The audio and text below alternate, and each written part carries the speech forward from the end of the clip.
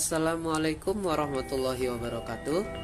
Kami dari kelompok 9 yang beranggotakan saya Ilham Nur Hakim dan teman saya yaitu Khairil Hafiz Asmi dan Devra Anugrah Amar akan mempresentasikan hasil diskusi kami yaitu perkembangan emosi. Sebelum lebih jauh mempelajari tentang perkembangan emosi, alangkah baiknya kita mengetahui apa itu emosi. Sederhananya, emosi adalah kumpulan perasaan terhadap sesuatu yang dipengaruhi subjektivitas kita, respon tubuh kita, dan respon perilaku. Lalu, apa itu perkembangan emosi? Perkembangan emosi adalah proses yang berjalan secara perlahan dan anak dapat mengontrol diri ketika menemukan atau merasakan nyaman. Atau dengan kata lain, anak belajar emosinya secara bertahap.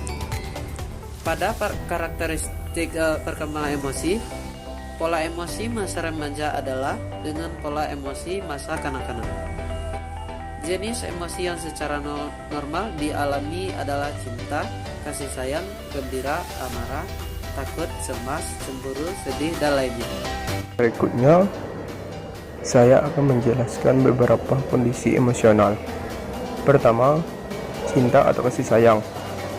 Kapasitas remaja pada emosi ini yaitu mencintai dan dicintai orang lain. Kemampuan untuk menerima cinta sama penting dengan kemampuan untuk memberinya. Remaja juga membutuhkan kasih sayang dari orang tuanya di rumah, yang sama banyaknya seperti pada tahun-tahun sebelumnya. Kedua, gembira. Rasa gembira akan berlangsung dengan baik jika ia diterima sebagai seorang sahabat atau bila jatuh cinta dan cintanya itu mendapatkan sambutan oleh orang yang dicintai. Ketiga, kemarahan dan permusuhan. Rasa marah yaitu memainkan peranan yang menonjol dalam perkembangan kepribadian. Rasa marah juga penting karena dapat mempertajam tuntutannya sendiri dan pemilik minat-minat sendiri. Keempat, ketakutan dan kecemasan. Setiap fase individu mengalami perkembangan panjang yang mempengaruhi rasa ketakutannya. Hampir semua remaja takut terhadap waktu. Ada juga yang takut terhadap pada kejadian-kejadian bila mereka dalam bahaya.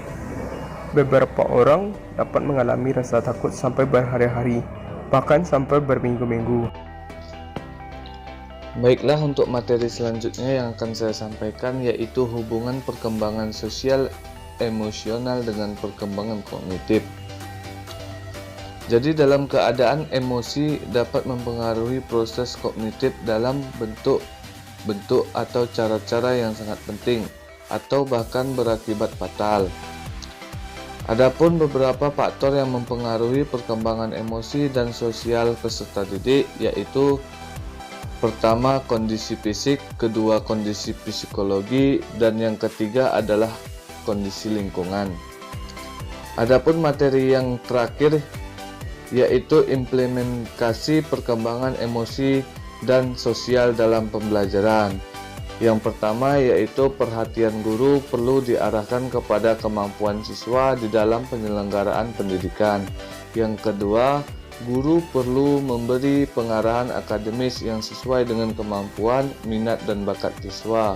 Yang ketiga, perlu juga diperhatikan penyusunan kurikulum yang sesuai dengan kebutuhan kerja di masyarakat atau yang menjamin pekerjaan setelah tamat.